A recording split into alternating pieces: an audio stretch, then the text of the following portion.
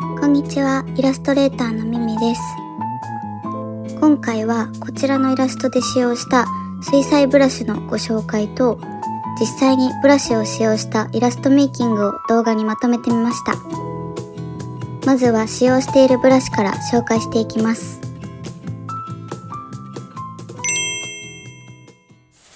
今回は水彩っぽい要素の入ったイラストが描きたいなと思って、厚塗り水彩に特化したブラシを8種類作ってみました。水彩系のブラシってボヤボヤしやすいと思うのですが、今回は水彩っぽさも大事にしつつ、メリハリをつけられるようなブラシも入れているので、結構使いやすいブラシセットになっていると思います。一つ目は滑らか鉛筆。これは程よく密度のある鉛筆ブラシで、水彩で塗った後もイラストがぼやけないように程よく引き締めることができます。続いて滑らかインク。これはなんとなくガラスペンのような感じを目指して作りました。みずみずしい線で少しインクが溜まるような特徴があって、書き込みにとっても重宝します。次は滑らか水彩と滑らか水彩アナログ。これは水分は多めだけどにじみが少ない水彩ブラシです。通常とアナログの違いですが、アナログには濡れた紙のようなテクスチャーが入っていて、リアルで描いた水彩のような質感をより楽しむことができます。逆に少しフラットに描きたいときは通常バージョンがおすすめ。次はにじみ水彩とにじみ水彩アナログ。これも通常バージョンはつるっとしていて、アナログバージョンにはテクスチャーが入っています。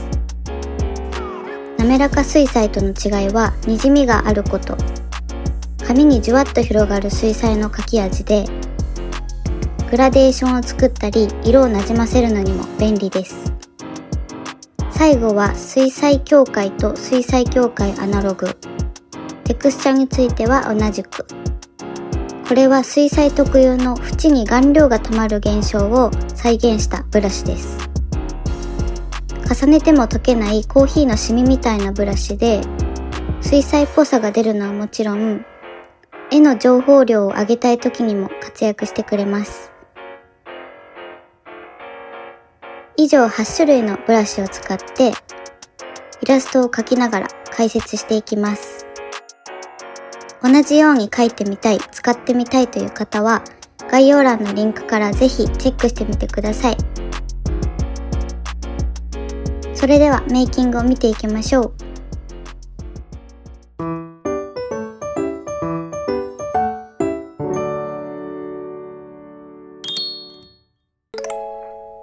ラフやベースの工程はいつもと同じなので割愛して、今回は色塗りから解説していきます。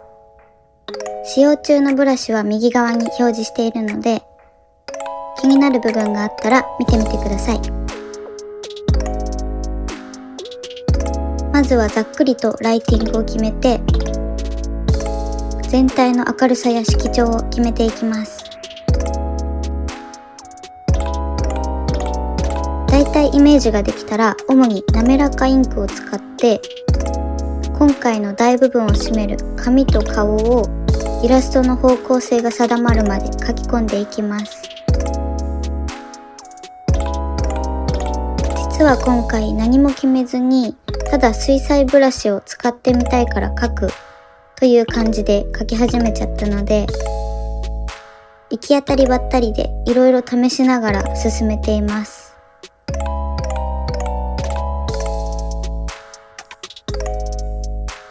この滑らかインクの潤い感が絶妙で、書き込んだ時に残る線が全然うるさくないし、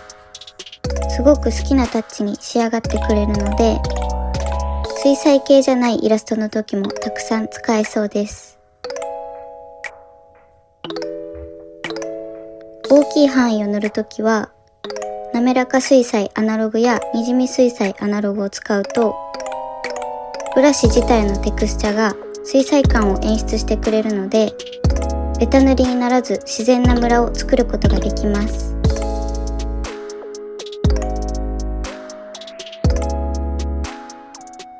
ここで左上にコンパニオンウィンドウっていうんですかね。小さくキャンバス全体を表示するためのウィンドウを追加しました。ずっとアップで書き込みをしていると遠目から見た印象が崩れたりするので、それを防ぐために表示しています。このウィンドウは左上のツールバーからレンチのマークをタップしてキャンバスのタブを選択すると表示できます。この機能でカメラロールから資料を持ってくることもできるのでよく活用しているのですが、資料が自撮りなことが多いので収録の時は表示できません。恥ずかしいのでね。今回目の描き方にすごく迷って2回ぐらい描き直しています。最終的に目線まで動かしたりしてコロコロ変わるのですが、最後まで見守ってもらえたら嬉しいです。今みたいに水彩っぽくしたいけどパリッとメリハリを持たせたいところに水彩境界ブラシを細くして使うといい感じになります。線だけど透き通る軽さもあって絵をべったりさせずに情報量を増やすことができます。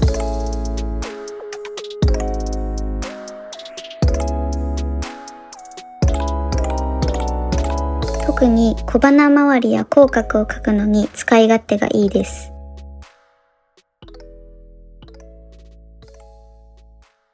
服の陰影を描くのに水彩系のブラシってすごく相性がいいなと思って、にじみ水彩で大きな影をふんわりつけてから出っ張ったところに滑らかインクで影のたまりを作るだけでそれっぽい雰囲気になってくれます。にじみ水彩はただシュッとのせるだけでも優しい色ムラができてくれるので簡単に完成度が上がって見えます。塗り重ねてぼやけたところを上からシャープな線で締めていきます。これは全部ではなく顔など絵の見せ場に近いところだけやる方が視線誘導の助けになってくれると思います。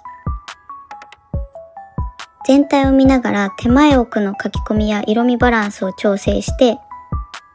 イラストのピントを合わせる作業をしていきます。書き込み具合だけでなくサイドなども気にしてあげるとピント合わせがしやすくなります。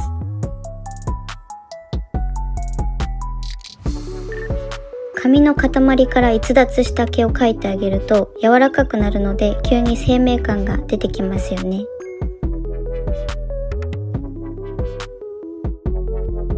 ここで紙にも水彩境界ブラシを使ってパキッとしたメリハリを出していきます。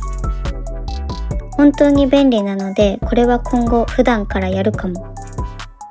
ちなみにこのイラストでもちょこちょこ使っているしましまの情報量を増やすブラシや毛束っぽいブラシは以前動画でご紹介した私の普段使いしているブラシセットに入っています。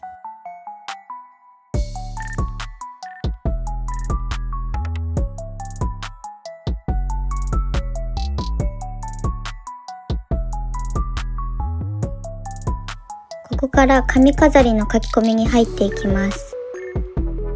これが描きたくて桜ミクを描いたと言っても過言ではない。ガラス感のあるチュルチュルなさくらんぼにしたくていろんなブラシを駆使して試行錯誤しながら描いています。こういうチュルチュルした飴玉みたいなものを厚塗りで描くの大好き。今回はいろいろ試しながら描いているのでプロセスが散らかってますが、ガラス感のあるものをもっと簡単に描く方法もあります。今度動画にしてみようと思うのですが、需要ありますかね？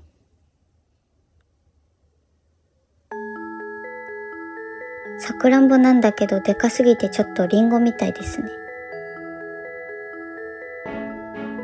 向こう側の片割れが見えないから余計リンゴっぽい。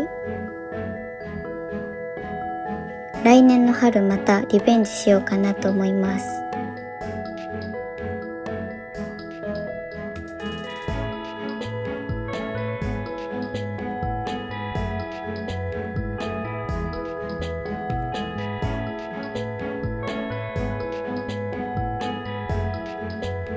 この赤っぽいピンクと黄色が2層になってる感じをやりたかったんですが、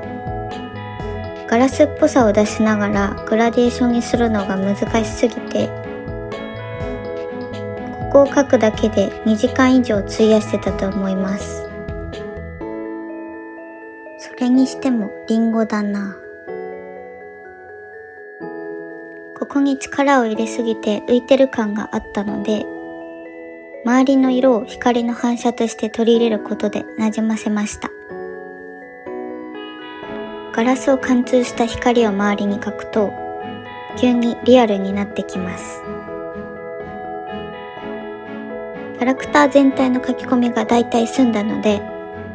パーツごとのタッチを調整してまとまり感を出していきます。パーツごとに集中して書き込んでいるとちぐはぐな印象になってきてしまうので、このあたりでキャラクターが一つのまとまりであることを意識してあげるのが大切です。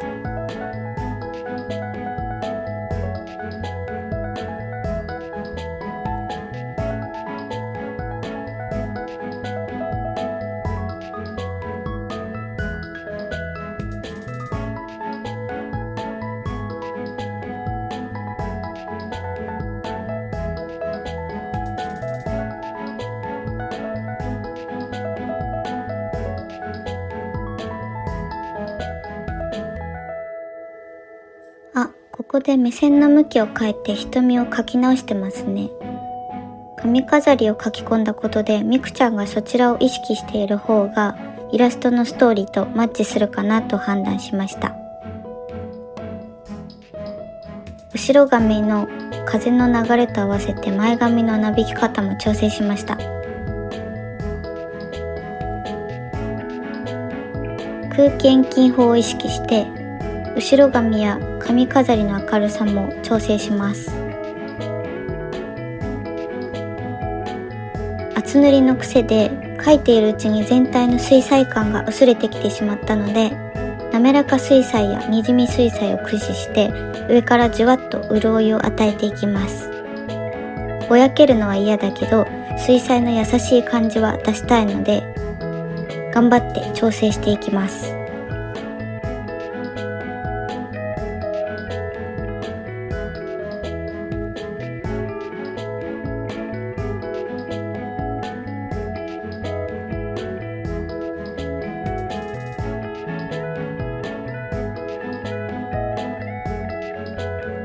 最後に背景を描いていきます。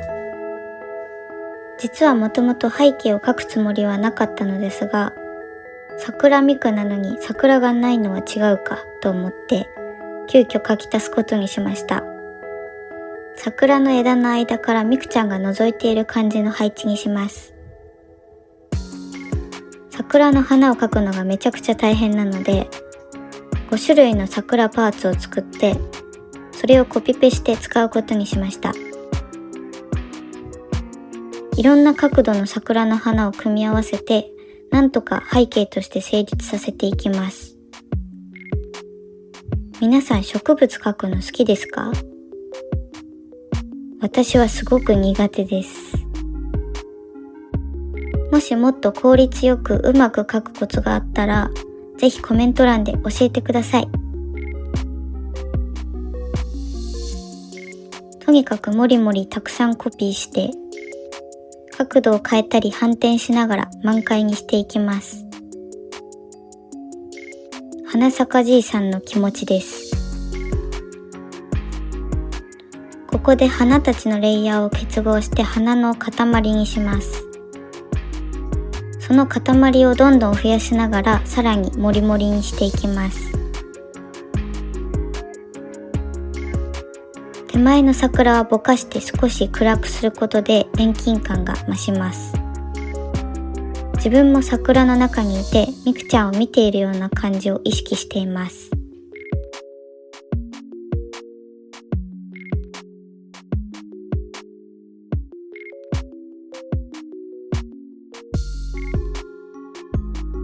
咲いている花の位置がある程度決まったら、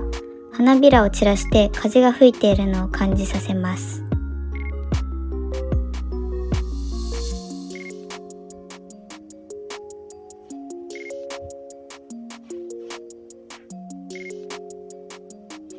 後ろは爽やかな春の空気をイメージして、ほんの少しだけ空の色を入れました。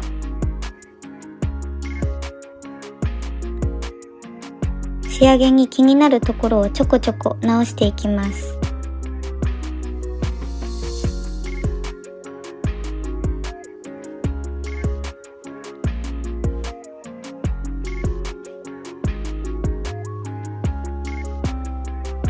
地面からの反射光を少し明るく取り入れて、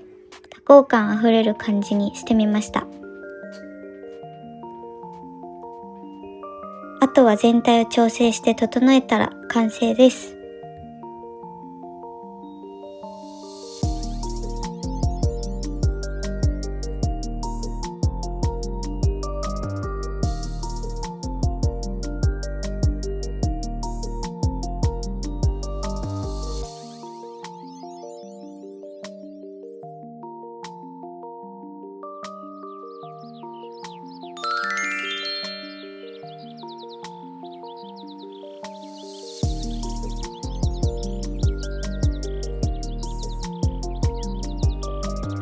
最後までご視聴いただきありがとうございました。質問やご感想など気軽にコメントしていただけると嬉しいです。